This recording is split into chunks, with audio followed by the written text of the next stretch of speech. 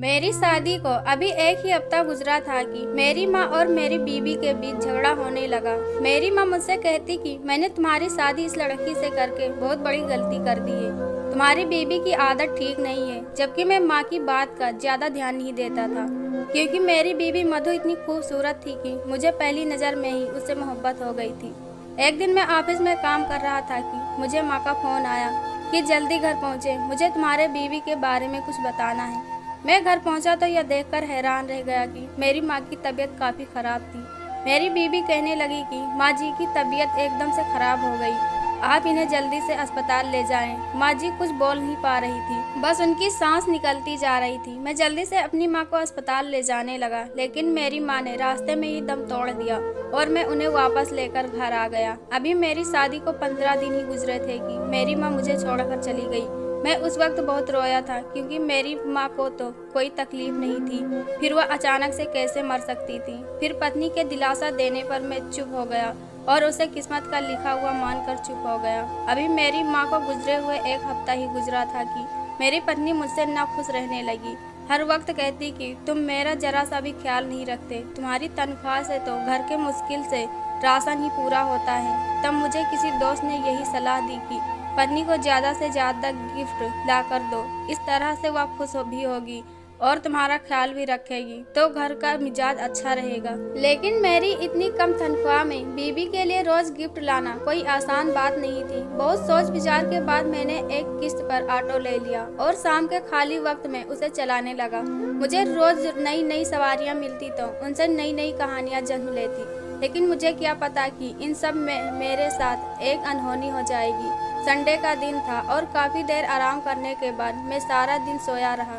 Sunday के रोज मैं ऐसा ही करता था। शाम को 4 बजे सोकर उठा तो काफ़ी गमगीन था। दोस्तों के साथ बैठकर बातें कर रहा था। एहसास हुआ कि आज भी तो यह मजदूरी रह गई है। शाम 7 बजे ऑटो लेकर निकला तो निकलते ही मुझे एक अच्छी सवारी मिल गई। उन लोगों को रेलवे स्टेशन जाना था और रेलवे स्टेशन यहाँ से 7-8 किलोमीटर पड़ता था। वहाँ का किराया भी अच्छा खासा था। एक ही सवारी में लगभग 500-600 रुपया बच जाता। मैंने उन लोगों के साथ जाने के लिए हाँ कर दिया। यह एक फैमिली थी जिन्हें एक साथ विदेश जाना था। उनकी बातों बातों में हम रेलवे स्टेशन पहुँच गए। रेलवे स्टेशन से वापसी पर मैंने सोचा कि इतना लंबा सफ़र बिना किसी सवारी के करने से अच्छा है कि थोड़ी देर इंतजार कर लूं। तभी मेरी नज़र दूर पर खड़ी एक लड़की पर पड़ी, जो न जाने कब से मुझे घूर रही थी। मैं उसे देखकर हैरान रह गया, क्योंकि उसे खड़े हुए यहाँ 10 मिनट से ज़्यादा का वक्त हो चुका था। मैं भी पैसेंजर के इंतजार में था, लेकिन बार बार मेरी नज़र उस पर पड़ जाती थी और वह मेरे बाजू में आकर बोली, भैया भगवान के लिए मेरी मदद करो। मैंने देखा कि उसके साथ उसकी बूढ़ी माँ भी थी। उन दोनों के चेहरे का रंग उड़ा हुआ था और वह बहुत परेशान लग रही थी। लड़की साड़ी पहन रखी थी और वह कोई शरीफ घराने की लग रही थी। उसके हाथ में एक थैला था और वह मुझसे कहने लगी, मुझे आपकी मदद की ज़रूरत है। मैंने ऑटो आगे बढ़ाया और उससे पूछा कि तुम्हें कहाँ जाना है, तो वह कहने लगी कि मेरा तो कोई ठिकाना नहीं है। पति ने मेरे किरदार पर कीचड़ उछालकर मुझे और मेरी माँ को घर से बाहर निकाल दिया है। अब हम दोनों यहाँ अकेले खड़े हैं। मेरी हालत ऐसी है कि हम ज़्यादा दूर जा भी नहीं सकते। मेरा घर रेलवे स्टेशन के करीब ही था। मैं इसलिए यहाँ आई ताकि किसी से मदद ले सकूं। मैंने पीछे मुड़कर देखा तो वो लड़की पेट से थी और उसकी हालत वाकई ठीक नहीं थी। उसे देखकर मुझे अपनी बहन याद आ गई, जिसकी 2 साल पहले डिलीवरी के वक्त इंतकाल हो गया था। मेरे आंखों में आंसू आ गए। मैंने उसे तसल्ली दी और कहा, मैं आपको अपनी बहन मानकर अपने घर ले जाऊंगा। मेरी पत्नी आपका ख्याल रखेगी जब तक आपका बच्चा पैदा नहीं हो जाता। आप दोनों मेरे घर रह सकते हैं। लड़की मेरी बात सुनकर बेफिक्र हो गई और कहने लगी, अगर आप ऐसा कर ले तो मैं हमेशा आपकी एहसानमंद रहूंगी, क्योंकि आप तो जानते हैं कि आजकल दुनिया कितनी बुरी है। आपकी यह मदद मैं कभी भूल नहीं पाऊंगी।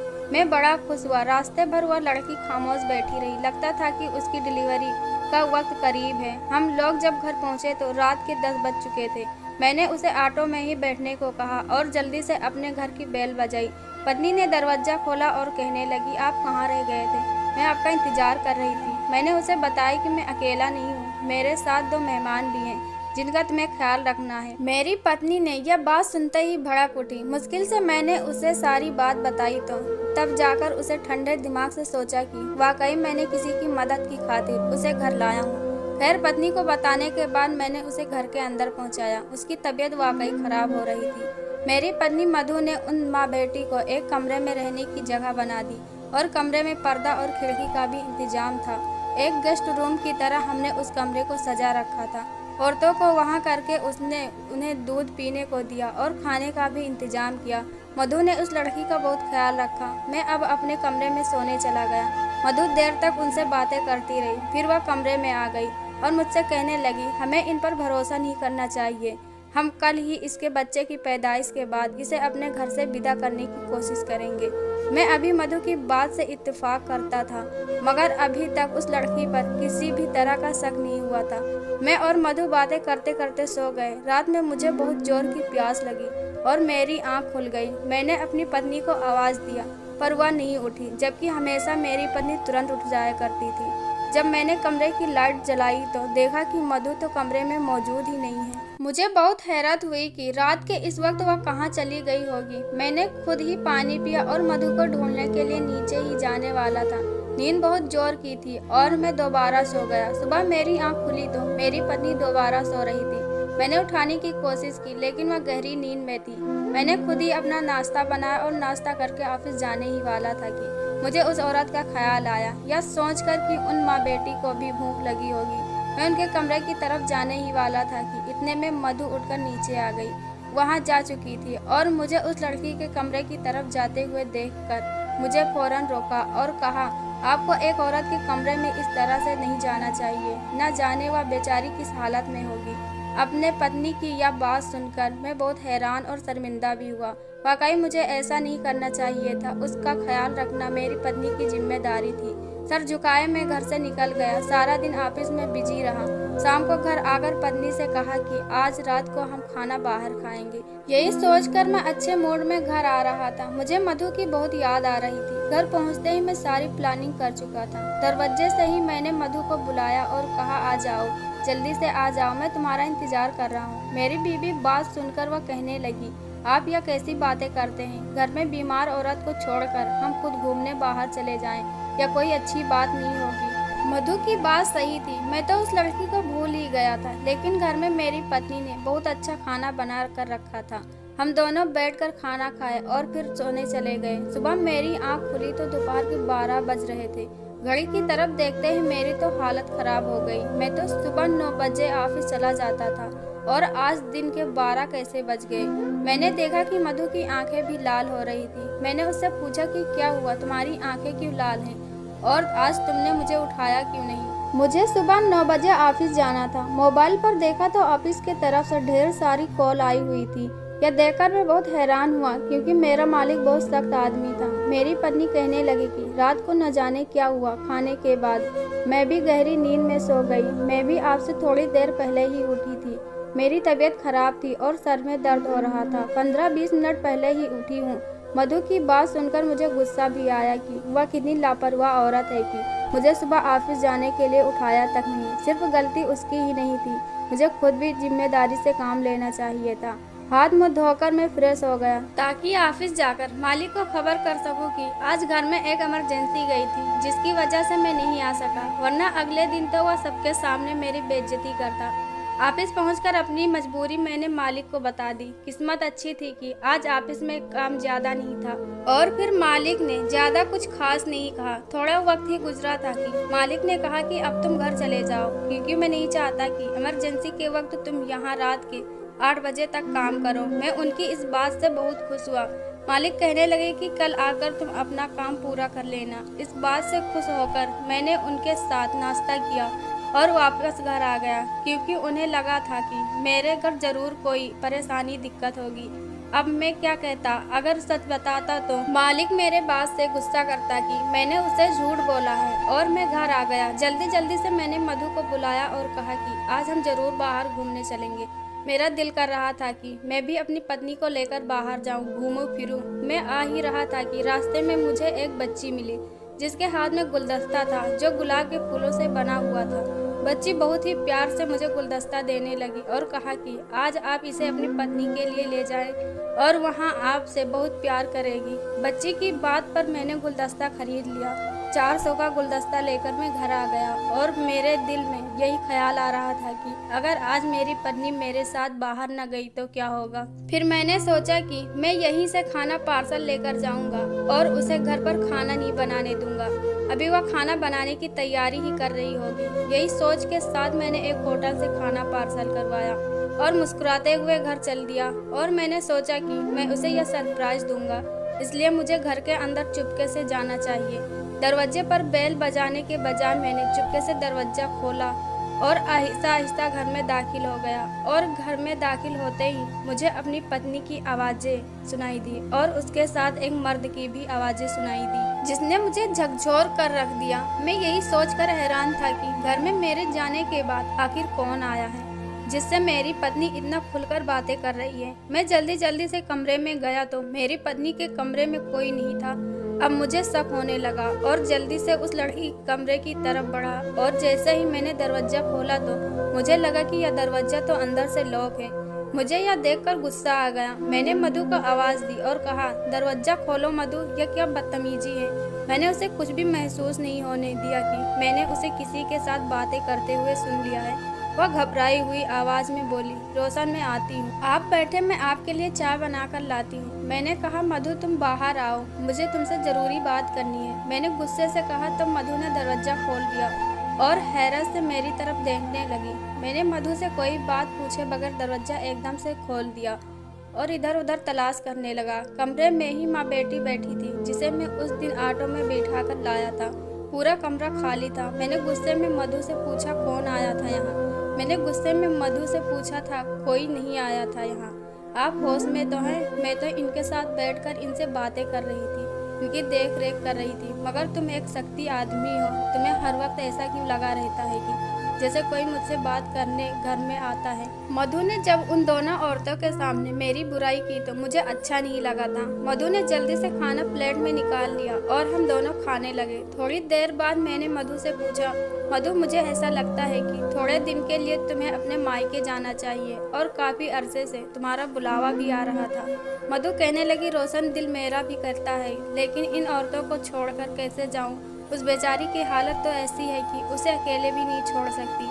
उसकी यह बात सुनकर मुझे हैरत सी हुई और मैंने कहा कि इसकी डिलीवरी कब तक हो सकती है।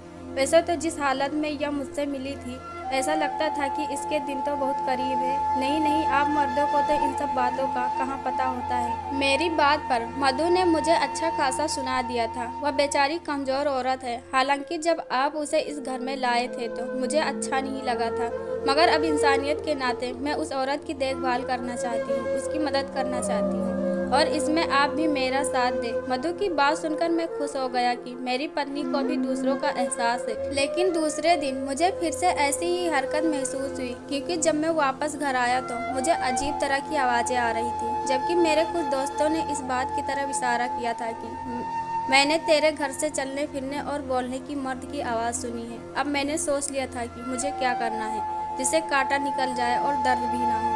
एक दिन मैंने अपने मम्मी की जाने वाली एक बूढ़ी औरत से राब्ता किया, उन्हें सारी परेशानी बताई और कहा कि आप खुद मेरे घर आकर इस बात का जायजा लें ताकि पता हो जाए कि क्या सही और क्या गलत है। इस बात को मैंने मधु को नहीं बताया था।